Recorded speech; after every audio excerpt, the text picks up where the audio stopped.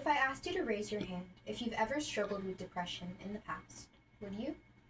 The probability is high, to say the least. If I asked you to raise your hand if you are still struggling with depression, the chances are, sadly, is that your hand would stay raised. This is the seemingly unchangeable reality for over 16 million US adults each year who are living with clinical depression. Even being qualified as a disability under the Social Security Administration, this illness is invisible, for the most part, yet prominent. So prominent that today we have something called antidepressant medications. Although there is a stigma surrounding antidepressant medications, there doesn't have to be.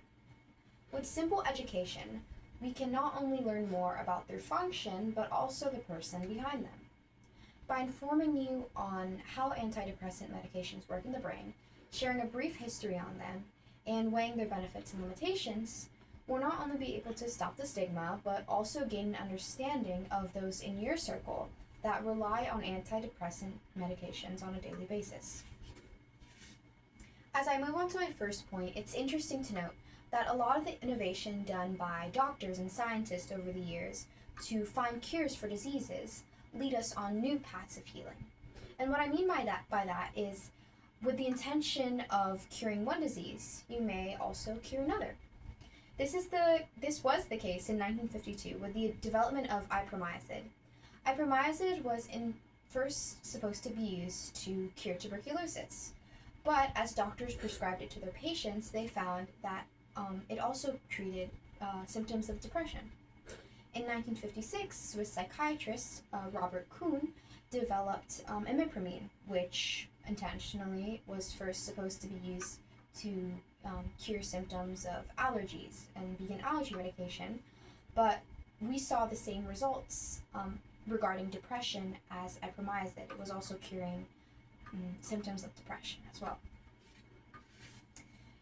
So the development of antidepressants, it took a lot of time to perfect, right? I mean, there needs to be work and research done. But to figure out the common denominator as to why these medications are treating symptoms of depression, we must look at how it works in the brain.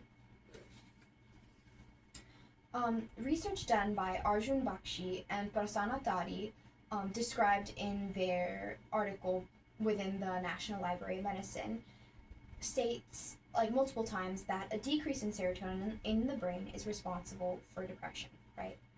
Or is responsible for depression.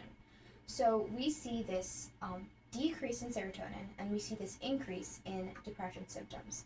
This is going to be an ongoing theme throughout this lecture. So we have two words that I want you to know. The first word is neurotransmitter. We know neuro means brain, or in this case, brain cells. And we know transmitter means something that carries messages or signals from one place to another. So we know that neurotransmitter means something that carries messages or signals from one brain cell to the other brain cell. Our second word is serotonin. Now, serotonin is a type of neurotransmitter. You might know other types of neurotransmitters, such as oxytocin or dopamine. Serotonin's primary function, it's known as a mood stabilizer. It regulates your sleep, it regulates your appetite, your gut health, a bunch of different things, right? So it's really important. So in this diagram that I have here, we have two brain cells. This is brain cell 1 and we have brain cell 2. These little blue dots here represent serotonin, right? And we see this concentration of serotonin between both of these brain cells. Now, the more concentration there is of serotonin between brain cells, the more likely there is for a charge to happen, a connection, right? But what happens is this cycle, right? There's this distribution of serotonin from brain cell 1 in between both of these brain cells. And then there's a reabsorption. So what antidepressant medications do is they stop this reabsorption. They stop the serotonin from going back into brain cell 1, so there's a concentration of it between both of them, which in turn helps the charge to take place. So now that you know how the activity between brain neurons or the lack of activity between brain neurons contribute to depression, let's see how antidepressants work. Let's see how the function of antidepressants translate to side effects in someone's life. So let's see their benefits. So various research concludes that antidepressant medications, because of what we just covered here, decrease obsessive thoughts. It helps people to respond better to stressful situations and various other things, right? So there are benefits to taking antidepressants. That's a no-brainer, right? This is due to something called the chemical imbalance theory. Now, the chemical imbalance theory is pretty interesting. What it says is that depression is caused by an imbalance in hormones, such as serotonin. So maybe you or someone you love or a friend or family member is taking antidepressant medications because of their lack of serotonin, right? And although this is true, there is over 11.4% of Americans that are taking antidepressants. And although there are benefits, they may not outweigh the limitations.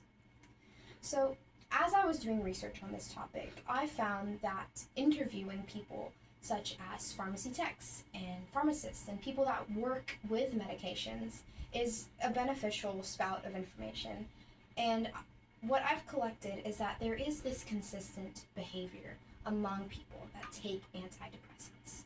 And the only way I could describe it is zombie-like behavior. Now, I'm not saying this can be generalized, because it can't.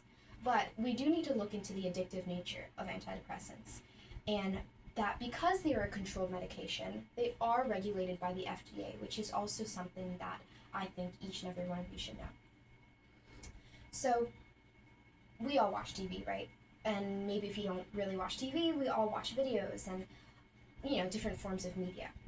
So you might have seen those TV commercials with happy people in the background, or grandparents hanging out with their grandkids, or people at a coffee shop. And in the background, there's a monotone voice listing off different side effects of different types of medication, whether that's hypertension, gut problems, bloating, a headache, fever, all of that. And antidepressants are not very different. So just something else to keep in mind as you look at antidepressant medications. So some information collected by the Cleveland Clinic that kind of supports all of this is just a quick list of some of the limitations. We have sleep issues, number one. We have weight gain. We have nausea. And one of the side effects that I found really interesting are an increase in suicidal thoughts. So, what is the solution? After looking at the benefits and limitations, seeing how antidepressants actually work in your brain, and giving you a sample of the history behind them, it's a really big decision to make. But remember, after all this information, you are more than just a prescription.